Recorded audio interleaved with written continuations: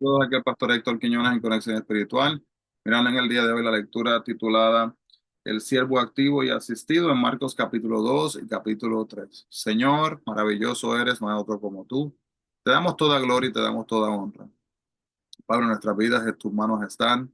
Mientras estudiamos tu palabra, te pedimos que nos des entendimiento y sabiduría, Señor, como solamente tú lo puedes hacer. Háblanos a través de esta, Señor. Que toque nuestras vidas y que profundice, Señor, hasta la parte, Señor, más interna, Señor, de nuestras vidas. Y así que podamos captar el mensaje y aplicarlo diariamente en nuestras vidas. En el nombre de Jesús. Amén. Y amén.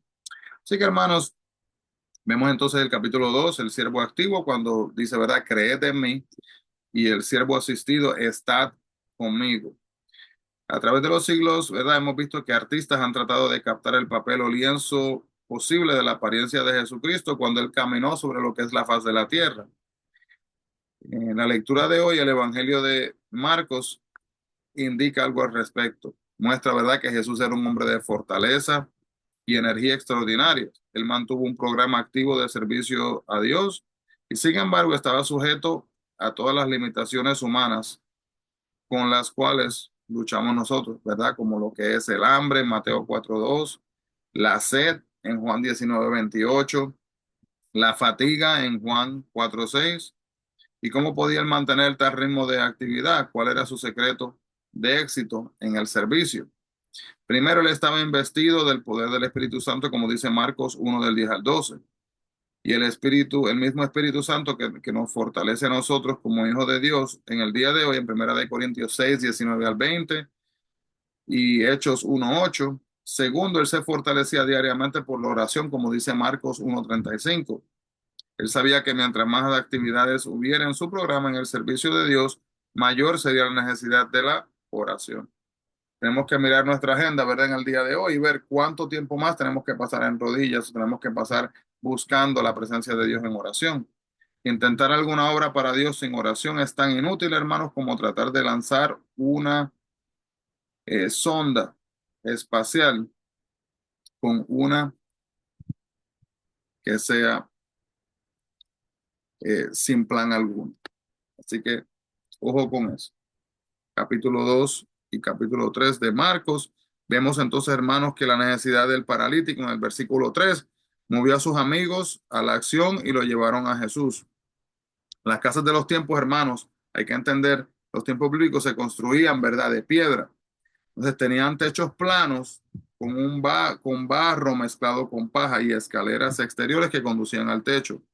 Así que estos amigos quizás llevaron al inválido por las escaleras del exterior hasta el techo. Allí fácilmente pudieron haber hecho un roto en el techo de lodo y paja para bajar a su amigo hasta donde estaba Jesús. Hermanos, hay que entender, ¿verdad?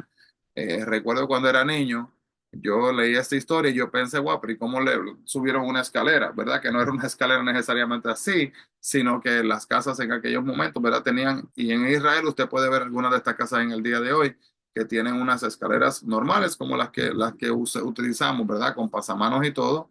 Eh, Algunas no tienen pasamanos. Y entonces en la parte de arriba, pues posterior, así era. Entonces, podemos ver que en lugar, del 5 al 7, en lugar de decirle al paralítico, estás sano, Jesús le dijo, tus pecados te son perdonados.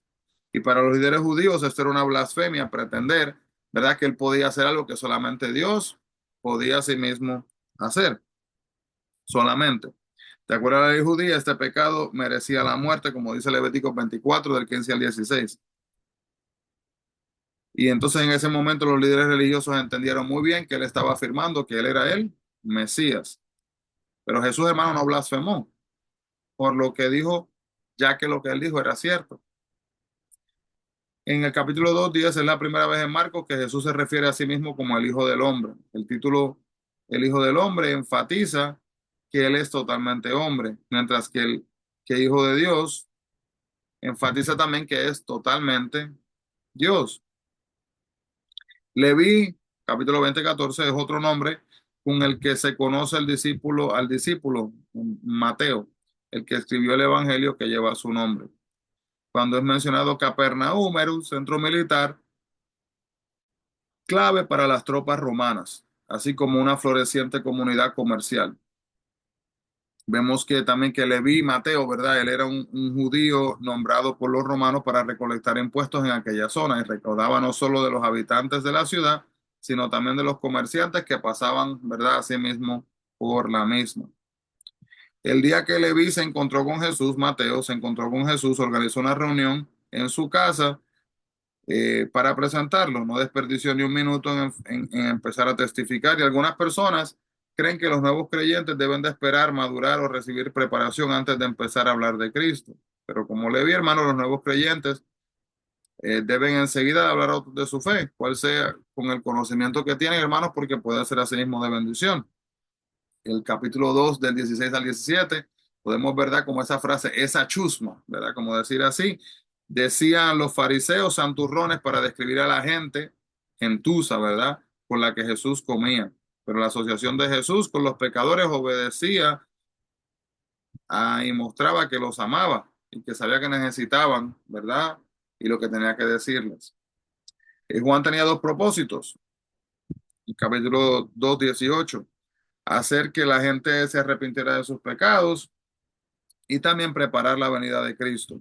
Jesús se comparó a sí mismo con un esposo, porque en el Antiguo Testamento el término equivalente a esposa se aplica a menudo a Israel y esposo a Dios que ama a Israel. Anote por ahí para que pueda leer esto si no lo había visto antes en Isaías 62, versículo 15, Mateo 25 del 1 al 14 y Apocalipsis capítulo 21 del versículo 2. Un odre, en el capítulo 2:22, era una piel de cabra cocida por los bordes para formar una bolsa hermética. El vino nuevo, al fermentar con el tiempo, hace que el odre se estire. El vino nuevo, sin embargo, no puede ponerse en un odre estirado, porque la piel, demasiado rígida, va a venir entonces y se va a romper. Y los fariseos eran tan rígidos como aquellos viejos odres. Así, ahí está la comparación. Jesús y sus discípulos no robaban cuando recogieron granos de trigo en aquel sembrado. Levíticos 19, 9 y 10 y Deuteronomio 23, 25 dicen que los agricultores judíos tenían que dejar sin cegar las esquinas y los lados de las porciones de tierra que sembraron para que los viajeros y los pobres tomaran y comieran. Así que Jesús, hermanos, solamente nuevamente vemos que siguió la ley. La ley de Dios decía que las cosechas no podían recogerse en el día de reposo, como dice Éxodo 34, 21. Y esta ley prevenía a los agricultores de codicia y les exigía no olvidarse de Dios en el día de reposo. Los fariseos creían que Jesús y sus discípulos, al arrancar las espigas y frotarlas en sus manos para limpiar el trigo, cosechaban. Y de ahí acusaron a Jesús entonces de quebrantar la ley. Los dirigentes religiosos judíos estaban tan enredados en sus leyes que perdieron vista de lo que era bueno y lo que era correcto. Jesús usó el ejemplo del rey David para señalar lo ridículas que eran las acusaciones de los fariseos. Jesús les dijo que Dios estableció el día de reposo para nuestro beneficio, no para el suyo. Los panes de la proposición, en el capítulo 2:26, eran los que se ponían delante de Dios en el tabernáculo. Cada sábado, 12 panes cocidos se colocaban sobre la mesa en el lugar santísimo, en el lugar santo. Después los sacerdotes comían los panes viejos.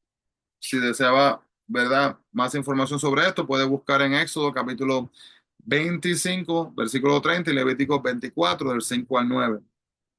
En el capítulo 3 vemos que ya los líderes judíos se declaraban en contra de Jesús. Estaban celosos de su popularidad, sus milagros y su autoridad al hablar. Valoraban tanto su posición en la comunidad y oportunidades de ganancia personal que perdieron la vista de la meta de todo líder religioso, que es conducir a la gente hacia Dios. Jesús se enojó al ver la actitud despiadada de los fariseos. Enojarse en sí mismo no es malo, hermanos. Depende de lo que nos hace enojar y lo que hacemos en cuanto a lo que es el enojo. Los fariseos eran un grupo religioso que con celo seguía la ley del Antiguo Testamento, así como sus tradiciones. Eran respetados en la comunidad, pero odiaban a Jesús porque se enfrentó a sus orgullosas actitudes y a sus pocos honorables motivaciones. Jesús realizó una buena obra, pero los fariseos lo acusaron de quebrantar la ley que prohibía brindar atención médica el día de reposo.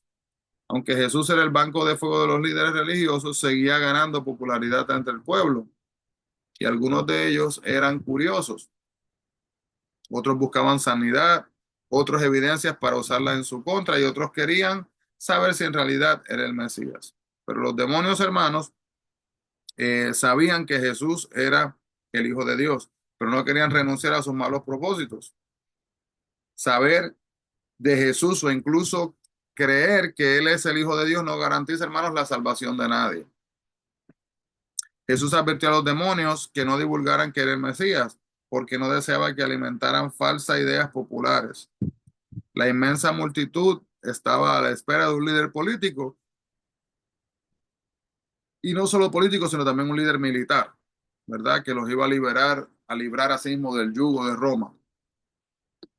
Entonces, eh, Jesús estaba rodeado de seguidores, de los cuales escogió a los 12, que serían sus compañeros de cada día. No los seleccionó en base a su fe, porque era vacilante. Tampoco los escogió por talentos y habilidades que a lo mejor tenían, porque ninguno se destacaba por sus habilidades. Los discípulos representaban una amplia gama de trasfondos y experiencias de la vida, pero al parecer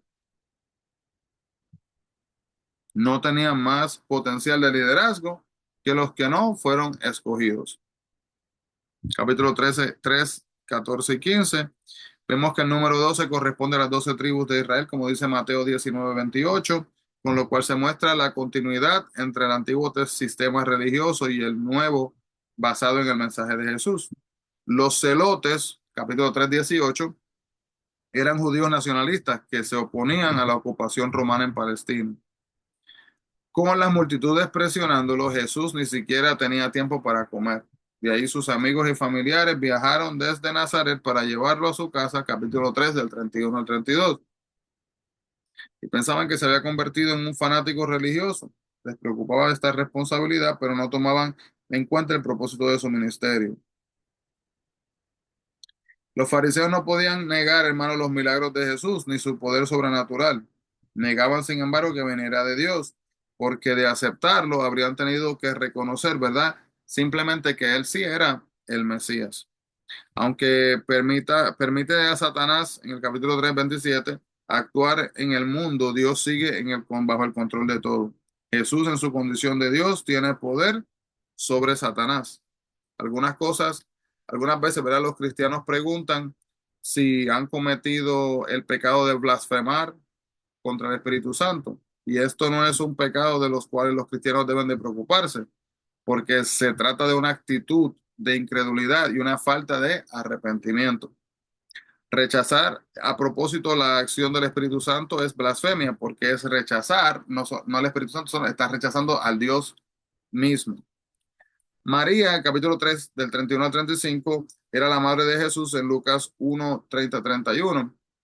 Jesús, muchos cristianos, sin embargo, creen que la traducción, según la María, que la cual María tuvo un solo hijo. Si esto es verdad, pues de los hermanos de Jesús, entonces eran sus primos. En esa época se acostumbraba a llamar a los hermanos primos. Así verá que, perdón, a los primos hermanos, así que si habían primos son mis hermanos. Hay quienes dan otra alternativa. Cuando José se casó, era viudo, y estos hermanos de Jesús eran hijos del primer matrimonio de José. En ese caso serían medios hermanos de Jesús, como dice Marcos 6, 3 y 4. Según vemos en el versículo 21, la familia de Jesús no logró entender a plenitud el ministerio de Jesús. La familia de Dios de brazos abiertos no excluye a nadie. Aunque Jesús amaba a su madre y a sus hermanos, también amaba a quienes lo amaban. Jesús no hacía excepción de personas, sino que concedía a todos el privilegio de obedecer a Dios y ser parte de su familia. Así que, hermanos, vamos a seguir, ¿verdad? Haciendo nuestra parte en el plan divino de Dios. Gracias, Señor, Padre, por tu palabra. Gracias, Señor, por el recordatorio de estos capítulos que miramos en el día de hoy. Ayúdanos, Señor, a no hacer como, Señor, los fariseos y estar apuntando con los dedos, Señor, estar juzgando y hablando y criticando, Señor, sino que podamos buscar nuestro lugar, nuestro propósito, nuestro plan, Señor, en nuestras vidas, de cómo es que vamos a honrarte y a glorificarte como lo mereces. Guía nuestros pasos, Señor, de acuerdo a tu voluntad. Úsanos para tu gloria y honra en el nombre de Jesús. Amén y amén. Así que Dios le bendiga grandemente a todos, hermanos. No se olviden, busquemos la presencia del Señor. Bendiciones.